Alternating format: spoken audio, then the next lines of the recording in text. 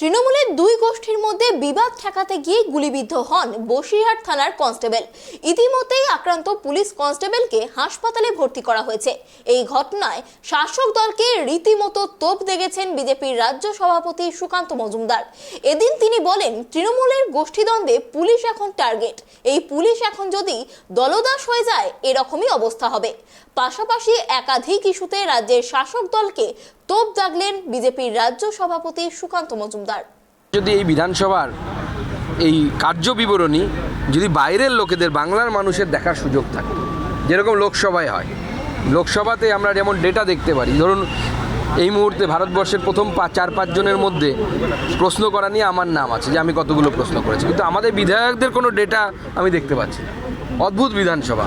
এমনকি আমি বিধায়কদের কাছ থেকে যেটা শুনলাম, যে অনেক ক্ষেত্রে প্রশ্নের উত্তর দেয়া হয় না, বলে দেওয়া হয় পরে আপনাকে লিখিতভাবে জানিয়ে দেওয়া হবে, পরবর্তী সময়ে কিন্তু লিখিত কিছু আসে না।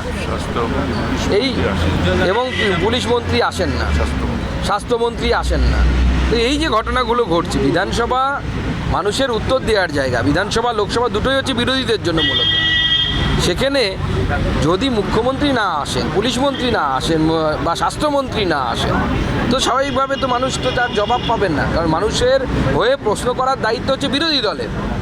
বিরোধী দল তো প্রশ্ন করে যাচ্ছে, উত্তর পাচ্ছে না। রাজ্যের বহু জায়গা থেকে প্রায় বোমা উদ্ধার হচ্ছে, কোথাও শিশু আক্রান্ত হচ্ছে।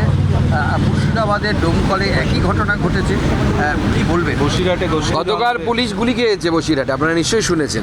এগিয়ে বাংলা মডেল আর কি, সেই এগিয়ে বাংলা মডেলের উন্নততর তৃণমূল যেটা বলেছিলেন তৃণমূল কংগ্রেসের এক নেতা, তিনি যে উন্নততর তৃণমূল বলেছিলেন, সেই তৃণমূলের দৃশ্য আমরা দেখতে পাচ্ছি।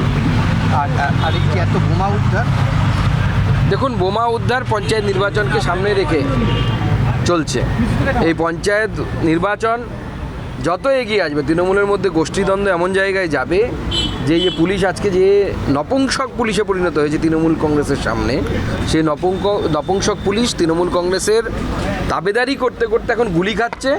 এখন হয়তো পায়ে হাতে লেগেছে, এরপর দেখবেন বুকে গুলি লাগবে পুলিশের, যদি পুলিশ না শেখে তাদের ভুল থেকে। সুগন্ধদা, একটা বিষয় আজকে রাজ্যের বিরোধী দল আমরা বাধা তেঁতুল পঞ্চায়েত ভোটে সেটা তৃণমূলকে বুঝিয়ে দেবো বলবেন।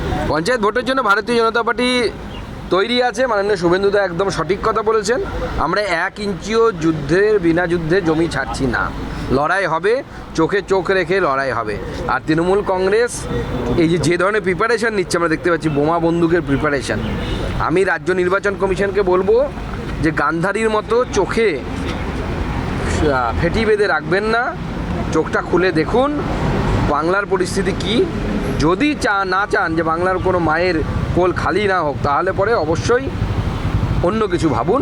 এই পুলিশ দিয়ে ভোট করালে পরে বাংলার মায়েদের কোল খালি হবে, বাংলার মেয়েদের স্মৃতি সিঁদুর মুছবে। সুকান্তদা, একটা বিষয়, মিঠুন চক্রবর্তী আজকে সফরে এসেছেন, তিনি বারবার বলছেন 21 জন বিধায়ক তার সঙ্গে যোগাযোগ করছেন, কিন্তু বাস্তবে দেখা যাচ্ছে সংসদীয় রাজনীতিতে তৃণমূলের যে ফিগার রয়েছে, তাতে করে 21 জন বিধায়ক যদি বিজেপিতে জয়েন করেন, তাহলে অ্যান্টি ডিফেকশনে তাদেরকে বাদ দিয়ে দেওয়া হবে, বিধায়ক পদ খারিজ হবে।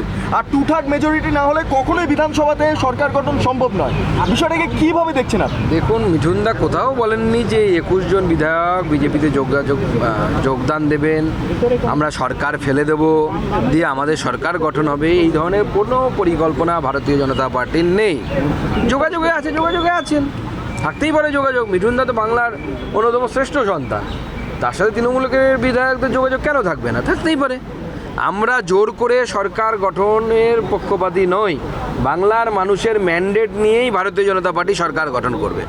সরকার যদি পড়েও যায় কোনো কারণে, ভারতীয় জনতা পার্টি জনতার ম্যান্ডেট নিয়ে তবেই সরকারে বলবে। কিন্তু এক সময় তো আপনারা বলতেন কি হতে চলেছে ডিসেম্বরের ধামাকা, তাহলে সে তো যিনি বলেছেন তিনি উত্তর দিতে পারবেন।